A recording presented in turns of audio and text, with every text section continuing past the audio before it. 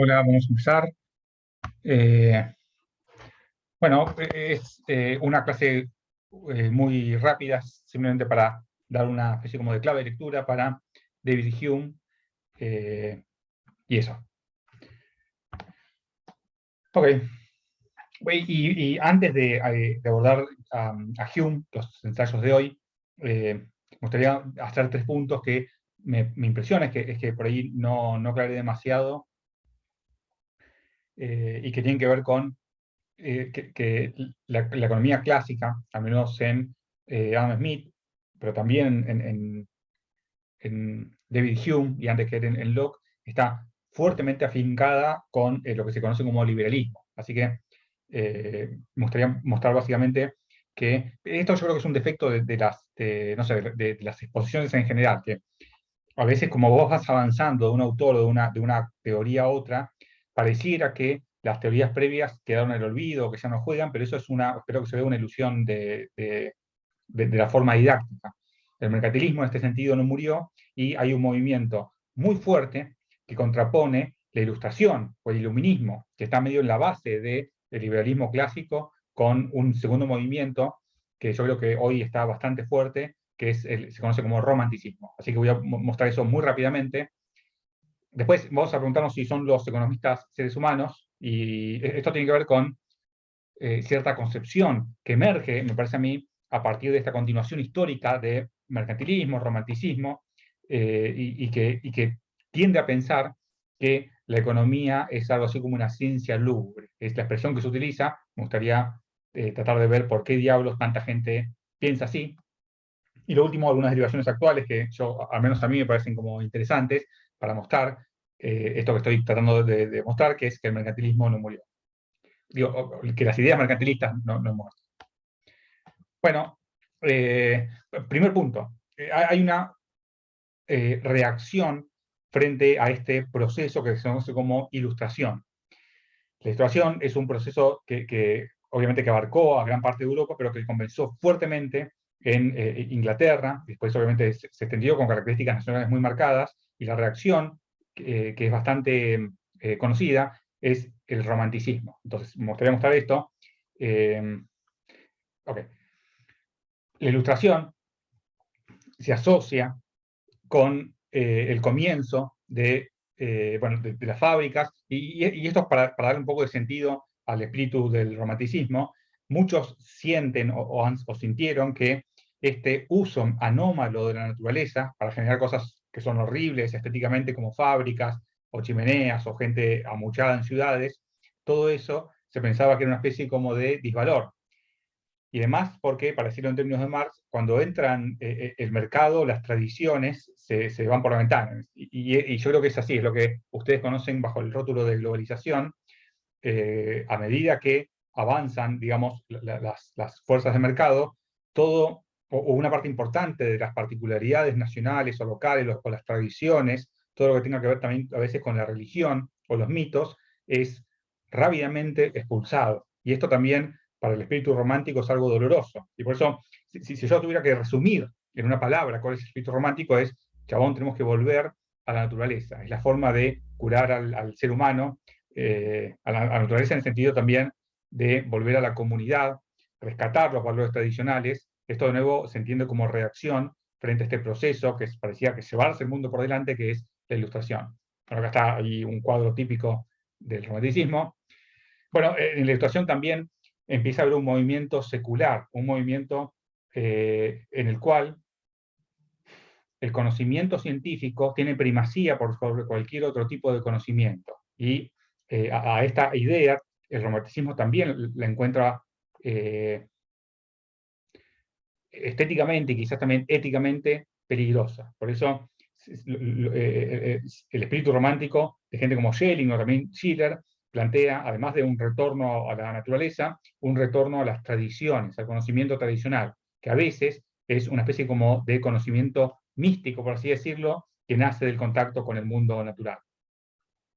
Bueno, un proyecto central de la ilustración fue lo que todo el mundo conoce como la enciclopedia, y esto tenía que ver con la idea de que, una idea básica de la ilustración, y es que los males, digamos, del universo tienen que ver con la ignorancia, y a medida que avancen las luces de la razón, todos esos, o una parte importante de las miserias del mundo, iban a poder ser evitadas. También esto tiene que ver con la idea de educar al soberano, que ya no es el rey, recuerden la Revolución Gloriosa, sino que son los individuos, como ustedes o como yo.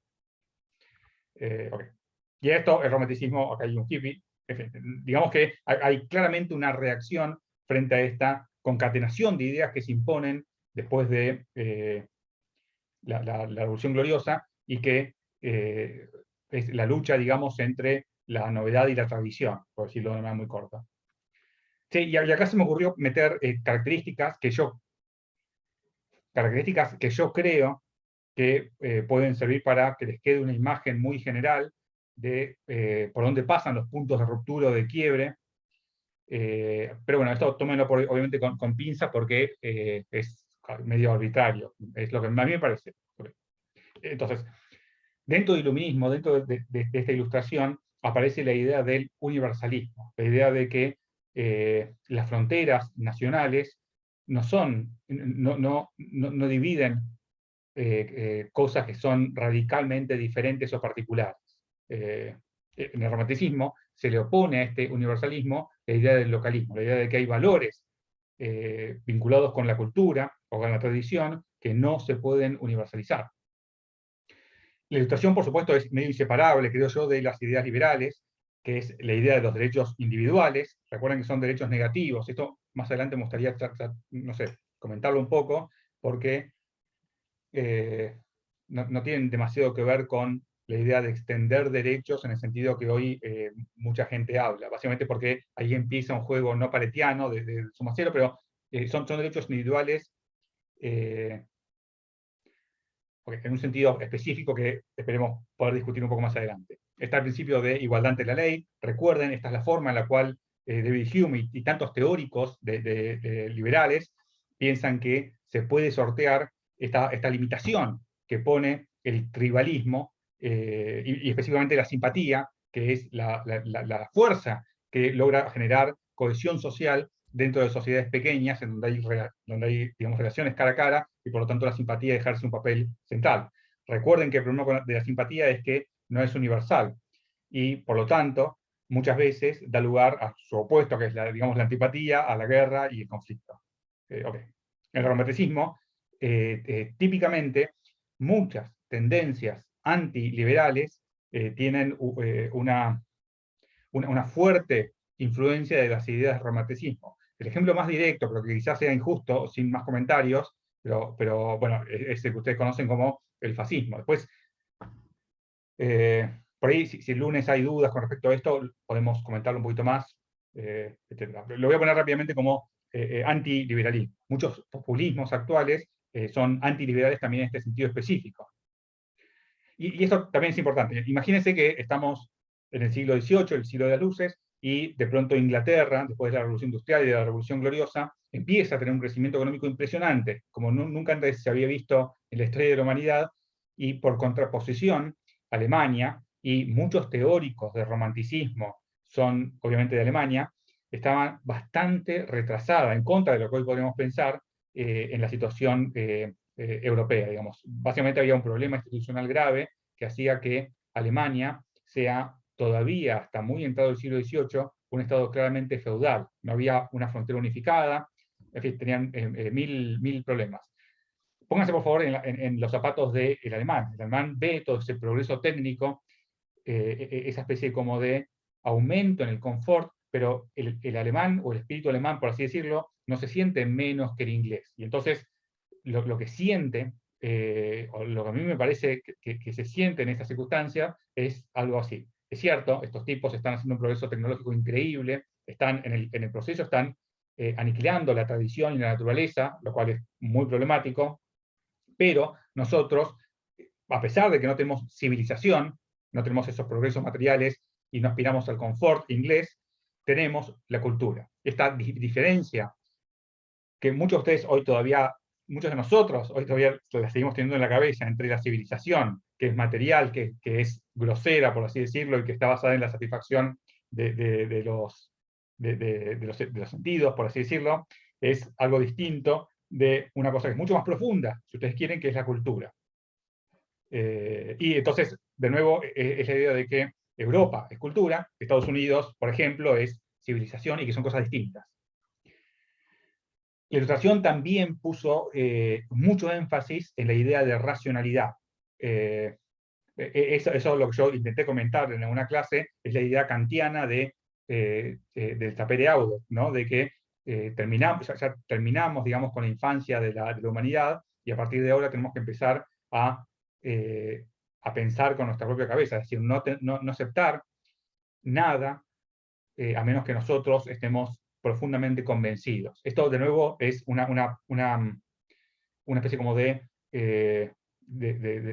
herencia anti-autoritaria que está muy presente dentro del liberalismo y que obviamente que es, creo yo, problemática o al menos molesta. En el romanticismo se contrapone a la racionalidad típica, muchos creo yo lo llamarían a la tecnociencia o algo así, se le contrapone a esa especie como de racionalidad medio fines o instrumental, otra clase de conocimiento, que es un conocimiento inmediato, intuitivo, asociado con experiencias místicas y que tenían que ver también con tradiciones, específicamente con tradiciones religiosas, que no tenían por qué ser la gran religión, sino que pueden ser, bueno, religiones. Estaban las dríades o las amadríades, es decir, un montón de espíritus del bosque, primitivos, sabios, en fin. Eso yo creo que si todos vieron El Señor de los Anillos, saben de lo que hablo. Bueno, en la Ilustración, a ver si puedo explicar esto. Imagínense ustedes que realmente Hume tenga razón y que el conocimiento proceda de la experiencia. Primer punto. Si eso es así, si el conocimiento procede de la experiencia y no de Dios o de la razón, entonces la forma en la cual nuestra especie, la especie humana, puede maximizar el conocimiento es descentralizándolo, digamos, haciendo una especie como de maquinaria de inteligencia distribuida. Esto, paciencia, que por ahí se va a entender mejor con Hayek, etc. Pero bueno, esta la idea de que el conocimiento empírico es como súper importante, y el romanticismo le pone a eso conocimiento que es intuitivo, y además, algo importante del conocimiento empírico es que es público. Vos podés, si es un conocimiento empírico, digamos, discutir sobre la base de argumentos y evidencia. En cambio, el conocimiento intuitivo no es transmisible. Vos tenés que tener la experiencia, y esa experiencia es individual. Por eso son tipos distintos, digamos, de formas de acceder a la verdad, entre comillas, ¿no? Bueno, esto viene también en un paquete donde aparece también la tolerancia. Si el conocimiento empírico es la forma en la cual nosotros accedemos al conocimiento, y por lo tanto la forma más eficiente, digamos, de conocer es mediante una especie como de descentralización basada en el conocimiento individual que tiene cada uno de los 7.500 millones de individuos, eso, al parecer, requiere un valor central que es la tolerancia. Por eso a mí está todo el énfasis de empezar a ofrecer pruebas, dejar de decir, bueno, esto es así porque lo dice el rey, y el rey desciende, digamos, de Dios, y empezar a pensar que la forma de convivir pacíficamente con gente que piensa distinto de nosotros es básicamente ofrecer pruebas empíricas y ser tolerante cuando hay ideas metafísicas, digamos, diferentes. Okay. En el romanticismo se enfatiza la importancia de la lucha. La lucha es vista acá como una especie como de matiz positivo que tiene que ver con la voluntad de vivir, y hay toda una idea que es difícil para mí de transmitir, y es que no es cierto que el mundo esté hecho de individuos limitados como usted dice y como yo, y que por lo tanto tenemos que explicar cómo es posible un lápiz o digamos, la riqueza de las naciones, sino que el mundo está poblado por, en alemán se dice Volksgeist, que es el espíritu del pueblo. Y hay como distintos espíritus que representan distintos pueblos y están como en lucha permanente. Esto, de nuevo, suena medio raro, pero son visiones bueno, muy particulares. Después, al final, vamos a ver una especie como de derivación moderna, a ver si se entiende un poco más. Bueno, algo típico. Esto, paciencia, de nuevo, todo lo tiro para adelante, parece. Pero bueno, el individualismo es súper importante, tenemos que hablar de esto, porque la idea de este individualismo está de nuevo conectada con todos los valores de la Ilustración, y bueno, si ustedes están acostumbrados a pensar en que la historia de la humanidad es la historia de la lucha de clases, o la historia de opresores y oprimidos, o la historia de pueblos o del Volksreich que están en pugna entre sí, créanme, esa no es la herencia liberal. La herencia liberal es muy diferente, es la idea que se ha repetido varias veces, de que el mundo está hecho de personas como vos y como yo. Por lo tanto, esas metaentidades, si bien las podemos usar como firma o nación o clase social, o también género, si bien, de nuevo, la podemos usar, no tienen agencia. Y eso quiere decir que no es que las firmas o las empresas paguen impuestos. El que paga impuestos es un tipito como vos o como yo, y así con todo. Eso, de nuevo, me parece a mí que vuelve difícil hablar con otros científicos sociales porque el resto de las ciencias sociales utiliza categorías holísticas y las trata como si tuvieran agencia, como si pudieran actuar. Desde el punto de vista de el individualismo metodológico, eso es una especie como de error, digamos. Bueno, y entonces, ¿cómo explica el romanticismo los cambios sociales? No por instituciones o incentivos, como vimos en el paper de la Revolución Gloriosa, sino básicamente por la presencia del conductor, bueno, en el fascismo era claramente Führer, o un gran hombre. Está la idea del genio, esto lo desarrolla mucho Goethe, él era sí un genio, pero desarrolla mucho esta especie como de mitología tan importante que es la idea de que los grandes cambios históricos se producen no por un emergente de individuos que responden a incentivos, sino porque hay un gran conductor o un gran líder, digamos, que es capaz eh, de encontrar la juntura propia en un episodio histórico y generar cambios increíbles, como el ejemplo típico es Napoleón. Bueno, si vos tenés una tradición romanticista, digamos, tu unidad de análisis es lo nacional. Esto es decir, sentís que lo nacional es mucho más, es un factor explicativo pero muy importante. En cambio, la ilustración, esta es una crítica que le va a hacer después tantos teóricos de Alemania, que desarrollaron lo que se llama la economía nacional, son cosmopolitas, es decir, categorías como la raza, la cultura, o la religión, o la nación, son secundarias con respecto al individuo.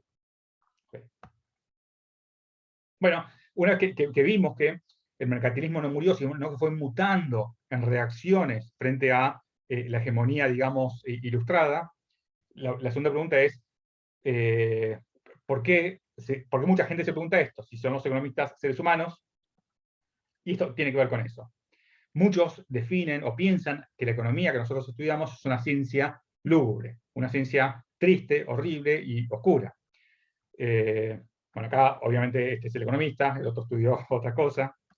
Y fíjense, esto es Robert Lucas, lo vamos a ver mucho más adelante, porque increíblemente muchas cosas que dice Lucas con la Revolución Ratex están presentes en los textos que vamos a ver hoy de David Hume, y también en Adam Smith, etc. Entonces, de nuevo, estamos tratando de ver por qué tanta gente piensa que la economía es una ciencia lúgubre. Fíjense esta cita que a mí me encanta, lo voy a repetir 2 o 3 veces, o 4 a lo largo de este cuatrimestre, así que eso, ténganme paciencia. Lucas dice así, dice, creo que la visión básica de la economía que introdujeron los clásicos, es decir, gente como Hume, Smith o Ricardo, toman a las personas como básicamente iguales. Esto es el universalismo que vimos antes, es decir, las despojan de cualquier característica como raza, cultura, religión, y la hacen actuar en modelitos que básicamente son reglas de juego. Okay, entonces, son básicamente iguales, persiguen objetivos simples, como maximizar su beneficio o cualquiera de esos objetivos que son de juguete, de una manera bastante directa, dadas sus preferencias, y donde vos intentás explicar las diferencias en el comportamiento por las diferencias de la situación en la cual las personas se encuentran. Esto es importante, es la idea de que yo les decía, que yo creo que es la idea central de la economía, y la razón por la cual en tus modelitos no aparecen más que agentes maximizadores, y la raza, la cultura, la religión, la historia están ausentes de cualquier explicación económica. Obviamente que el sociólogo o cualquier otro científico social se agarra de la cabeza y dice estos tipos están locos, pero no, es una antigua tradición que tenemos que tratar de ver de dónde sale. Porque dice, explicamos las conductas individuales en base a las diferencias en la situación, en lugar de diferencias en la cultura, la raza, la clase, o lo que sea, ¿no? Solamente piensan en las personas como personas y luego tratan de explicar su comportamiento en términos de cómo están respondiendo a su entorno, es decir, recuerdan, lo vimos con las polillas de Manchester y tantas otras especies, al parecer el ser humano no es demasiado distinto, y es la idea de que la conducta observada se explica como la respuesta óptima frente al entorno. Ok, sigue diciendo, obtuvimos esta visión de Smith y Ricardo, y nunca ha habido nuevos paradigmas o cambios, tal vez lo habrá, dice, pero en 200 años todavía no ha sucedido. Ok, tratemos de embonar o hacer embocar estas dos piezas. Por una parte tenemos la reacción frente a el iluminismo, una reacción que quizás esté justificada, porque la sensación es que se está vulnerando a la naturaleza y a todo lo que, y al sentido de la comunidad, digamos, en pos de un progreso que es puramente material. Entonces, en esa reacción que se conoce como romanticismo, y especialmente el romanticismo alemán, está claro que los factores explicativos de la conducta humana no pueden ser universales, no puede ser la maximización del beneficio. Tienen que ser cuestiones locales, como la raza, o la cultura, o la religión. Esas son las explicaciones que favorece la reacción, digamos, en contra de la ilustración que es el romanticismo. Okay. Y está bien eso, porque si vos comparás una explicación que aborde cosas como la cultura o las tradiciones, etc., tu sensación es que es mucho más iluminadora que un modelo económico. Lo que quiero decir es que no es gente tonta ni nada por el estilo, sino que realmente cuando vos lees un relato histórico que da cuenta de esas particularidades que al romanticismo le parecen inseparables de la conducta humana, lo que uno siente es que es más fácil de entender, digamos. Okay. Lisa acá nos dice, muchos piensan que esto de la ciencia lúgubre es una reacción a Malthus, pero eso es un error. La observación de ciencia lúgubre, la primera persona que la hace es un escritor muy famoso que se llama Carlyle. Y a lo que no le gusta a Carlyle es esta idea básica de la economía, y es que la conducta observada es una función de la situación o reglas de juego. Carlyle escribió Sartus Resartus, que se consigue en cualquier kiosco, lo van a ver porque es un clásico, y lo que dice acá es lo siguiente, dice, malditos economistas, la raza, la cultura y la historia son las variables centrales para explicar la conducta humana. Esto es lo que siente cualquier persona, creo yo, que no haya sido formada en las abstracciones económicas, ¿no? No se puede despojar al hombre de estos factores. Y esto lo dice explícitamente en un textito, creo que es de 1849. Bueno, el comentario, este es un comentario de Backhaus, dice, es el hecho de que la economía supone que las personas serán idénticas, recuerden, es un poco uno de los tenets de la ilustración, y por lo tanto, si todas las personas son idénticas, imagínate eso, que el mundo está hecho por personas que son idénticas a nosotros, limitadas, falibles, etcétera, etcétera. Lo que implica eso es que todos tienen derecho a la libertad. Es una idea universalista muy, pero muy difícil de digerir, creo yo, que a la humanidad le llevó miles de años tratar de trabajar con esta idea, y esto es lo que a Carlyle le parece medio insoportable. ¿Por qué? Porque Carlyle quería o quiere usar las diferencias de género, las diferencias de raza o de cultura como variables explicativas en los fenómenos sociales.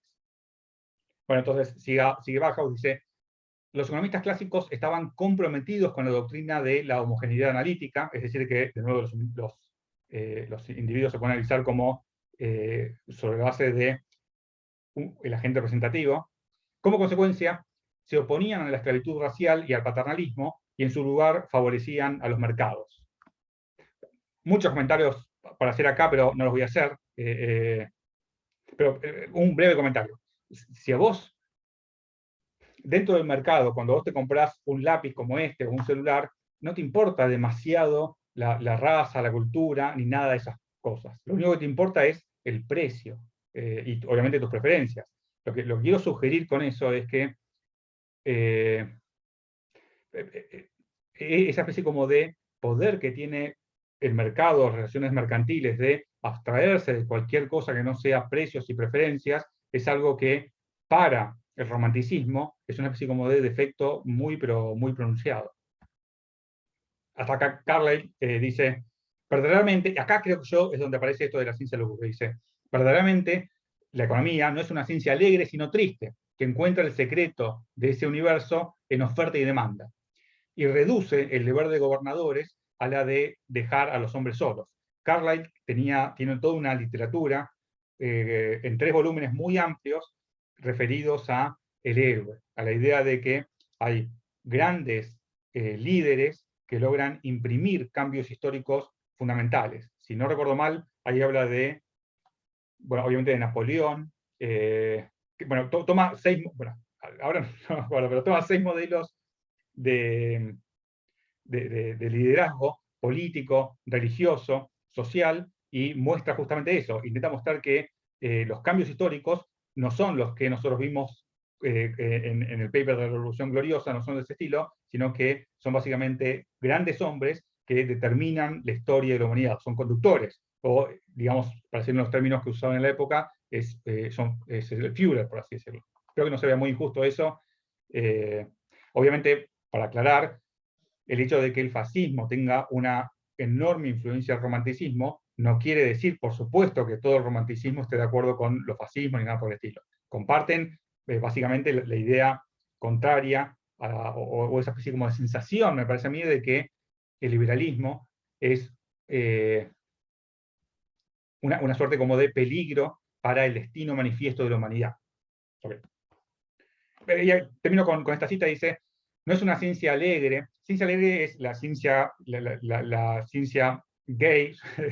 Eso suena loco, pero gay en el sentido de alegre, de los trovadores, que, en fin, es una figura típica de la Edad Media que después se traslada hasta finales del mercantilismo. Dice, no es una ciencia alegre, diría yo, como algunas de las que hemos oído hablar, no, es una ciencia triste, la economía, ¿no? Desolada, y de hecho bastante abyecta y angustiosa.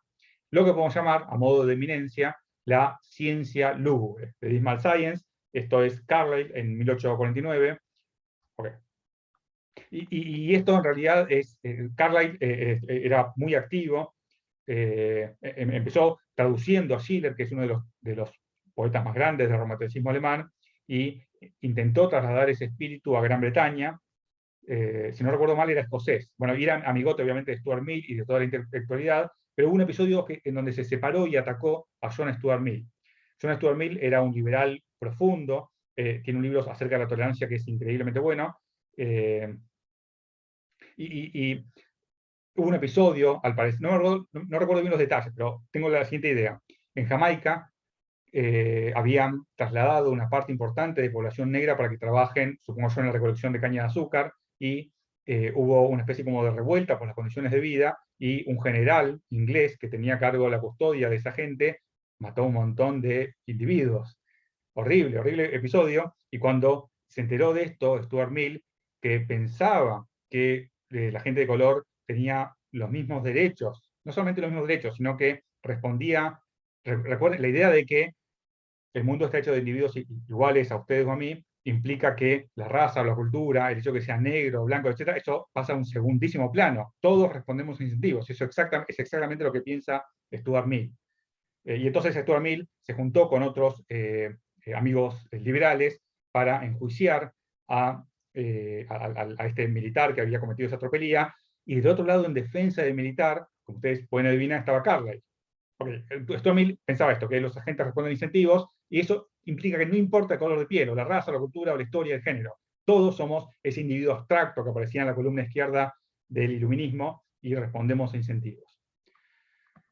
Carlyle va a decir otra cosa. Carlyle, espero que hayan visto la película, es muy buena, Django, y lo que dice, esto es una cita bastante directa, dice: la gente de color no tiene derechos a la tierra, y deben ser forzados con un látigo benevolente, supongo, a trabajar para la gente blanca, que han nacido más sabios, dice Carlyle, y su superioridad está establecida por Dios. De nuevo, obviamente Carlyle, además de esto, escribió cosas que son geniales, pero justo en este punto él tiene una influencia importante del romanticismo y de esas antiguas ideas anticosmopolitas, digamos, antiliberales. Ok, y algunas derivaciones actuales, no sé, espero que no sea muy controversial, pero para mí es importante para que se entienda el punto de esta parte de la clase, que es que el mercantilismo no murió.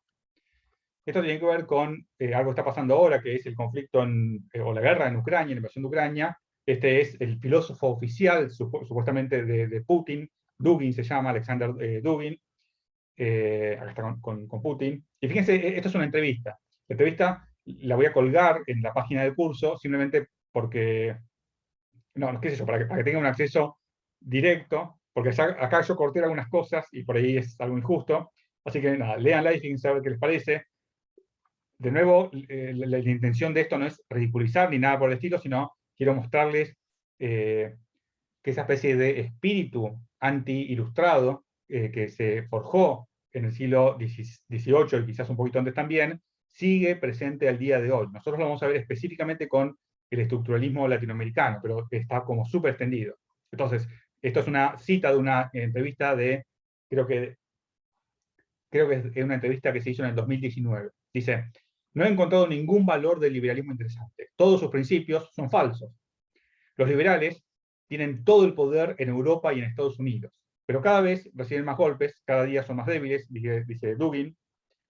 Dice: la única posibilidad de volver a la democracia orgánica y verdadera es el retorno al populismo integral. Esto de nuevo es importante porque todas estas ideas de que la democracia que se estableció, digamos, las democracias liberales que surgieron después de la Revolución Gloriosa, basada en la limitación de poderes, en esa justicia ciega que vimos la vez pasada, es decir, que no toma en cuenta la raza, la cultura, el género, etcétera, etcétera, todos esos no son democracias verdaderas porque dan lugar a una especie como de jerarquía en donde en la cúspide de esa jerarquía se forma, hay gente rica, digamos. Entonces, lo que siente, me parece a mí,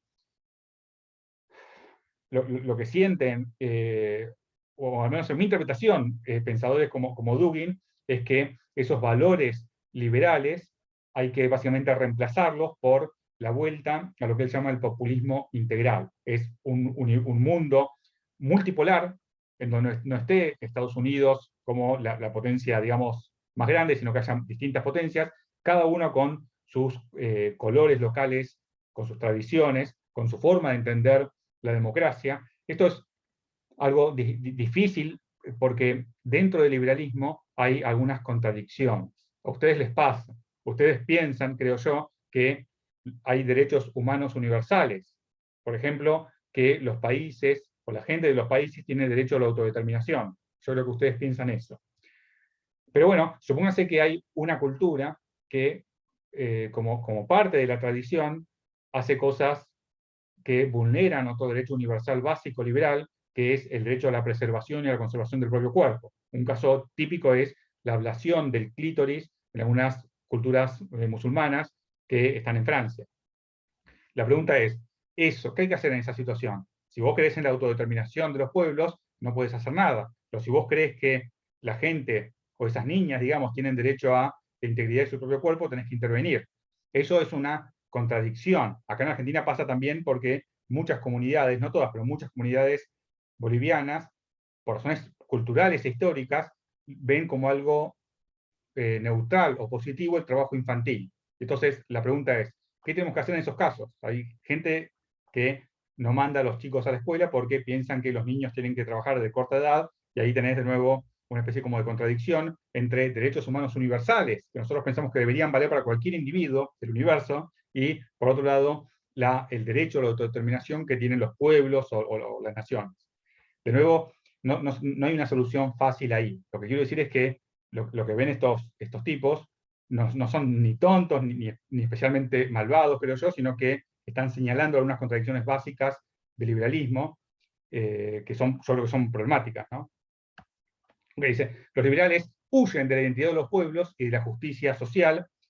El punto, me parece a mí, de Dugin es que la libertad no se predica de individuos, sino que se predica de naciones o de pueblos. Y eso quiere decir que la solución que propone es que cada pueblo, si es realmente libre, haga lo que quiera con sus individuos. El tema es que desde el punto de vista, digamos, de la democracia liberal, si las naciones son, digamos, convenciones humanas, y lo único que existe son individuos, esa solución es muy difícil de aceptar. Okay. Bueno, entonces sigue diciendo Dewey, quiero que quede claro, yo soy el enemigo de la sociedad abierta. La sociedad abierta es un libro de Popper que ojalá un día lean, se llama La sociedad abierta y sus enemigos. También un señor que nadie quiere, que se llama Soros, y tiene una institución importante que se llama la sociedad abierta, aunque ya, si se da la ocasión podemos hablar de ese tema. Dice, soy el enemigo del liberalismo, odio el liberalismo y lucho contra él. Okay. Bueno, recuerden que las entrevistas van a estar presentes. Entonces, resumiendo, recuerden por favor que las ideas mercantilistas no han muerto. Es un defecto de la exposición, yo no sé cómo se puede salvar, pero es así, que nosotros pasamos de un tema a otro y parece que el tema anterior es como que desapareció, pero no, tiene vida propia, avanza a veces por canales subterráneos y de pronto emerge con guerras o conflictos o cosas a veces peores. Okay. Vamos entonces ahora sí con David, con Hume, rápidamente. Okay. Un rostro amable por fin. Y los 3 ensayos que hoy tenemos que señalar rápidamente, yo simplemente voy a comentar los puntos que a mí me parecen centrales para darles una clave de lectura. El primero es acerca del dinero, y lo que quiero enfatizar de entrada es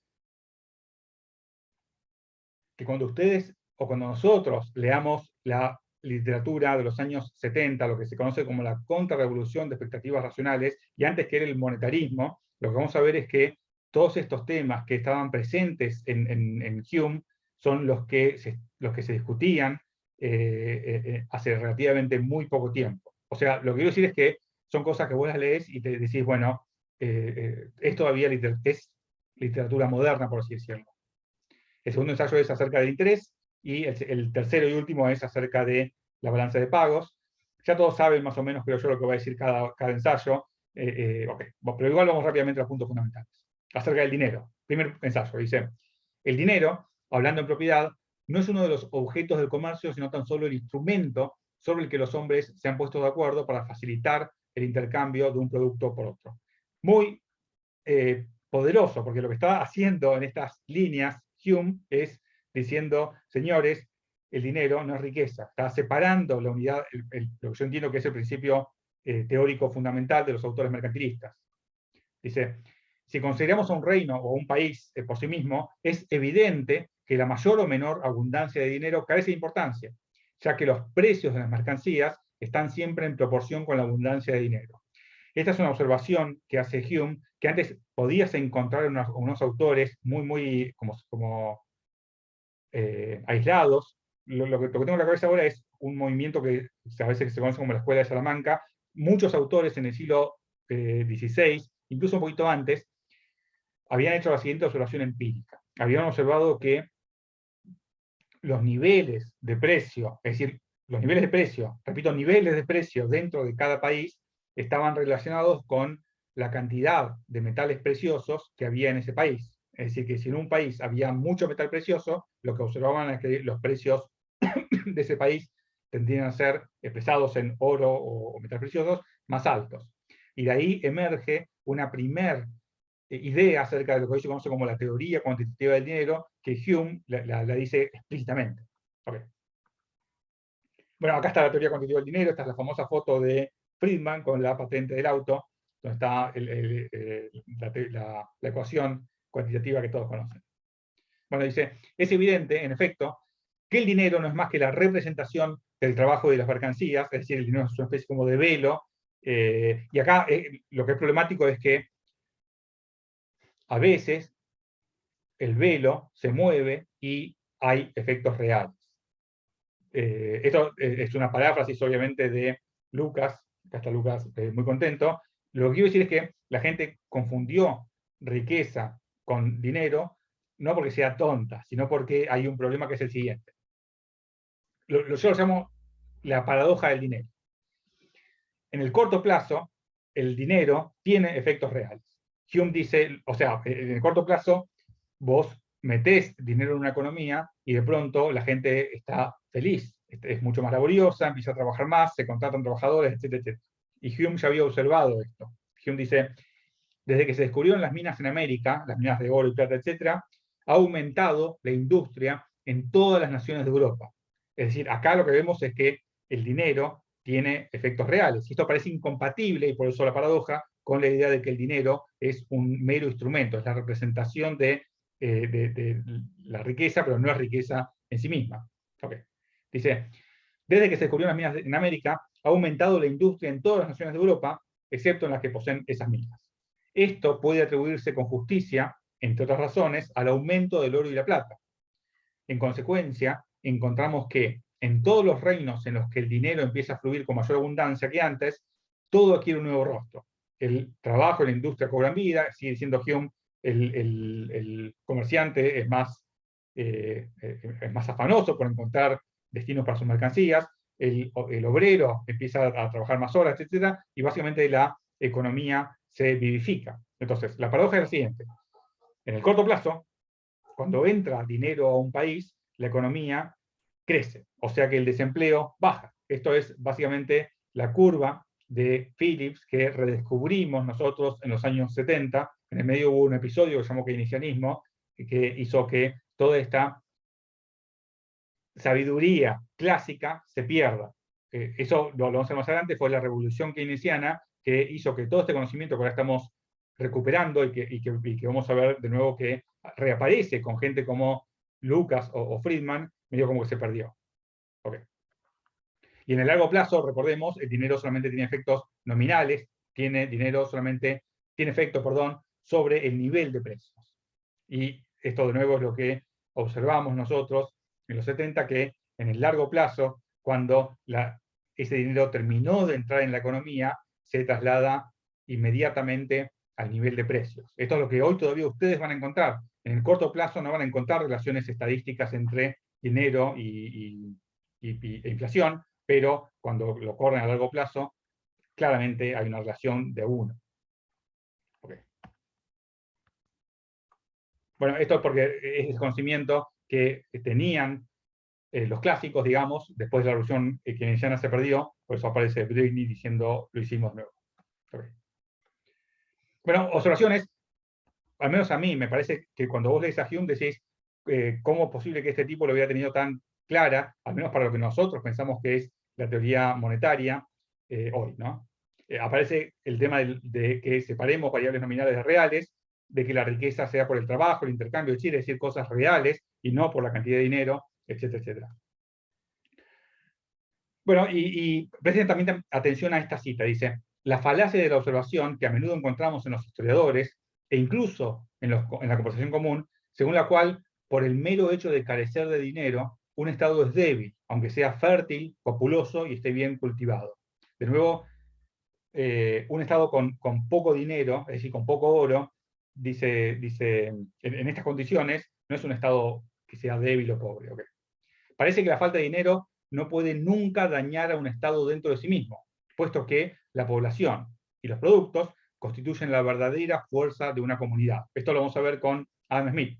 La causa de la riqueza de las naciones no tiene nada que ver con la cantidad o posesión de metales preciosos o la cantidad de dinero que tenga un Estado. Eso es lo que pensaban los mercantilistas. División del trabajo, extensión de mercado, etc. Okay. Segundo ensayo, acerca de la tasa de interés. Okay. Vamos con el profesor medio hippie del CBC o del secundario. El profesor dice lo siguiente, dice, al menos mis profesores decían, los países más prósperos tienen una tasa de interés más baja, lo cual es cierto. Comparen nuestra tasa de interés con países como, no sé, otros países más prósperos, que no debe ser muy difícil allá. Adivinen qué va a pensar el profesor acerca de cuál es la causa de la prosperidad de aquellos países y por lo tanto de nuestra decadencia. La respuesta es obvia. Muchos interpretan que esta es una relación causal, es decir, que la baja en la tasa de interés causa inversión, prosperidad y crecimiento. Y de aquí aparece la teoría que está muy presente en historiadores y en las conversaciones de gente que yo creo que no está formada en economía. Igual, por favor, esto tómenlo con pinzas. Pero bueno, muchos piensan eso, que la forma de hacer crecer una economía es haciendo, no sé, política monetaria expansiva, porque eso va a bajar tasas de interés, eso va a aumentar la inversión, etcétera, etcétera. Bueno, y entonces, la respuesta de Hume es, mirá, chabón, que el interés bajo no se consigue haciendo abundante el dinero. La correlación está, pero la relación causal podría ser muy distinta de la que mucha gente piensa. Y esto recoge una antigua historia, que yo la comento ahora porque me parece a mí que viene a cuento, que es, que es una historia entre...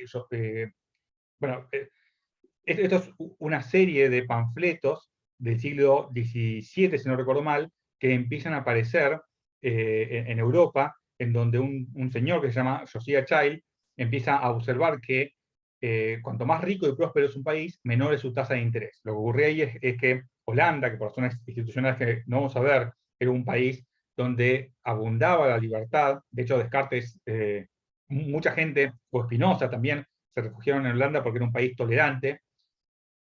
Esos países tenían eso, eran muy prósperos, la tasa de interés era muy baja, y como ustedes se pueden imaginar, muchos autores mercantilistas, como este es Josiah Child, empezaron a generar el argumento de que la forma de hacer crecer a las Islas Británicas era que por decreto real se obligue a bajar la tasa de interés. No recuerdo mal, en Holanda estaba al 3%, y en Gran Bretaña creo que estaba al 9 o 10% la tasa de interés que se cobraba. Entonces lo que decía José Chávez es, digámosle al rey que obligue a la gente o los prestamistas, digamos, a bajar la tasa de interés al 3%, y eso va a llevar a la opulencia generalizada. Bueno, y este es específico social, creía que bajando por decreto, digamos, la tasa de interés, se impulsarían los negocios y la prosperidad. Como ustedes imaginan, bueno, y a esto, y a Josiah Child le responde un señor que estaba trabajando en el gobierno en esa época, que es John Locke. John Locke es súper importante para la historia del liberalismo porque empieza con la idea de los derechos individuales, empieza a teorizar acerca de la propiedad privada, y tiene un libro que está también en los kioscos, así que cuando puedan léanlo, que se llama, creo que se llama Dos tratados acerca del gobierno civil. Igual, búsquenlo, pero se llama así. Bueno, en fin, está medio en todas partes. Y lo que hace ese ensayo es teorizar las consecuencias políticas, de filosofía política, de la Revolución Gloriosa. Entonces, lo que plantea es que no es que la tasa de interés baja cause mayor prosperidad. Lo que dice es que la causa de la prosperidad o de la riqueza tiene que ver con factores reales. La gente es más trabajadora, hay más factores de capital, etcétera, etcétera, y que cuando ocurre eso, empieza a generarse una oferta de préstamos, y la competencia entre los prestamistas hace que la tasa de interés naturalmente descienda. Okay, acá está John Locke, dice, malditos hippies. Okay, entonces, fijar la tasa de interés arbitrariamente es ineficaz y contraproducente, porque ley de alquileres, acuérdense de la ley de alquileres, o piensen qué pasaría. Bueno, lo que Locke sospecha es que si vos bajás la tasa de interés por debajo de la de, entre comillas, mercado, nadie va a querer prestar dinero. Dice, puesto que la misma surge de la oferta y demanda de dinero, o de fondos prestables existentes más en general, como hay más fondos prestables en una economía próspera, eso hace que caiga la tasa de interés. En los datos aparece esa correlación, pero la causalidad corre exactamente al revés. Bueno, muchos años después aparece el ensayo que ustedes tienen que leer. Dice, la baja tasa de interés no se consigue por decreto. Esto lo digo yo, así que nada, esto es lo que yo creo que es la idea central, es esta. Ese resultado sugiere Hume de 3 factores. Gente laboriosa. Recuerden que la gente es laboriosa no por la raza, ni la cultura, ni la religión, ni nada por el estilo. Es laboriosa bajo ciertos marcos institucionales, cuando hay ciertos incentivos. Cuando vos cambiás las reglas de juego, la gente deja de ser laboriosa. Okay. Entonces, gente laboriosa, comercio abundante. Como hay comercio abundante, sugiere Hume, las tasas de ganancia que hay dentro del comercio son más bien bajas, porque están todos compitiendo entre ellos, y eso hace que sea razonable emplear dinero, digamos, para prestárselo a otras personas. Y como hay abundancia de esos prestamistas, hay una competencia que hace que baje la tasa de interés, pero esa es la consecuencia de la prosperidad y no la causa. Entonces, lo que se percibe por los sentidos es una correlación entre baja tasa de interés y economía próspera, y de ahí el típico mercantilista, esto lo agregué yo, así que Hume se expresa de manera mucho más elegante, así que ojo con esto. Y de ahí el típico mercantilista piensa que bajando la tasa de interés vas a impulsar la economía, que hay un mercantilista, dice, a menos yo estoy de macro, bajar la tasa, pero podría ser una especie como de problema teórico, al menos a los ojos de Hume o de los teóricos monetaristas, ¿no? Bueno, último ensayo de la balanza comercial. Esto también es un golpe directo por elevación a la teoría mercantilista.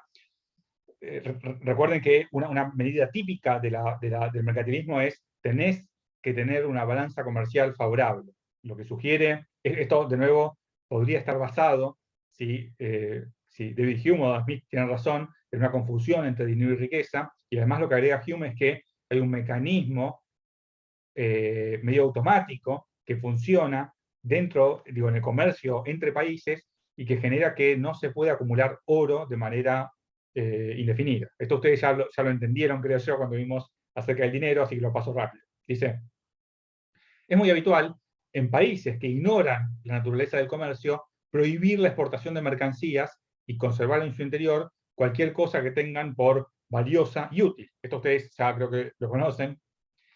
Dice, no consideran que al establecer esta prohibición actúan directamente en sentido contrario a lo que es su intención. Y esta es una pregunta típica de examen, digo, es una pregunta típica. Dice, relacione la posición de Hume con respecto a la balanza comercial con la teoría cuantitativa del dinero. Y esto, bueno, es muy sencillo.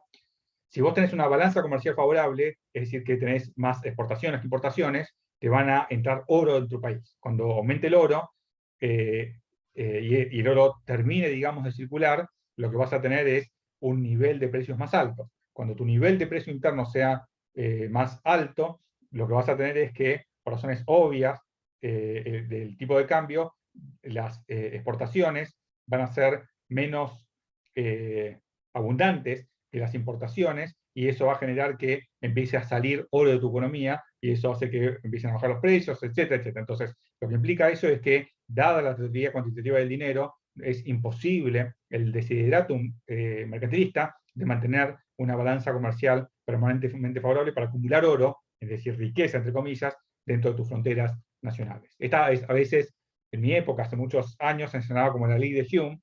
Si las expos son más grandes de las impos, entra oro, suben los precios internos, se pierde competitividad, resultado, las expo son menores que las impo y por lo tanto sale oro, etcétera, etcétera. Okay.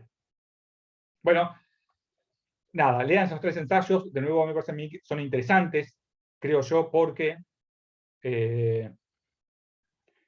son increíblemente modernos. Cuando veamos la contrarrevolución Ratex, todos estos temas los vamos a reencontrar, obviamente en forma analítica, pero el sentido es idéntico. La intro a Adam Smith te la debo, hay una nota de clase que habla de orden espontáneo, les voy a pedir que la lean, y el lunes charlamos de esto rápidamente. Yo no la quise hacer un poco la intro a Adam Smith, porque es un tema justo medio controversial, y yo creo que, nada, que por ahí es mejor que lo discutamos en persona. Bueno, si tienen dudas, escríbanme al correo. En el sitio van a estar las entrevistas a Dugin, que yo creo que son temas de actualidad, las súper recomiendo, léanlas para ver que la posición esta de tolerancia, de universalismo, de individuos con derechos, es una posición que a muchos de ustedes, o a algunos de ustedes, les puede parecer la única razonable, pero que hay mucha gente en estos momentos que considera que es una idea errónea. De hecho, en mi época, no sé si ha cambiado, pero en mi época no se veía demasiado de estas ideas liberales en la facultad, no sé si ahora seguirá así o no. Bueno, y último tema, vamos a volver a hablar de estas curiosas ideas mercantilistas cuando veamos el estructuralismo latinoamericano, que desciende de manera bastante directa del mercantilismo vía un señor que se llama List, es un teórico alemán que escribe lo que él llama la economía nacional. En el medio también un episodio que se llama el historicismo alemán. En fin, ya vamos a un poco a ver esto. Esto no sé qué hace acá, pero ya terminé. Sí, bueno, espero haber grabado, sí, grabé. Nos vemos entonces el lunes. Si hay dudas, por favor, escriban. Sugiero con algún énfasis que vayan leyendo los 3 ensayos si todavía no lo han hecho, porque se van acumulando las cosas y, bueno, no es buena práctica dejarlas todas para el futuro. Nos vemos el lunes y si tienen dudas, recuerden escribirme. Chao.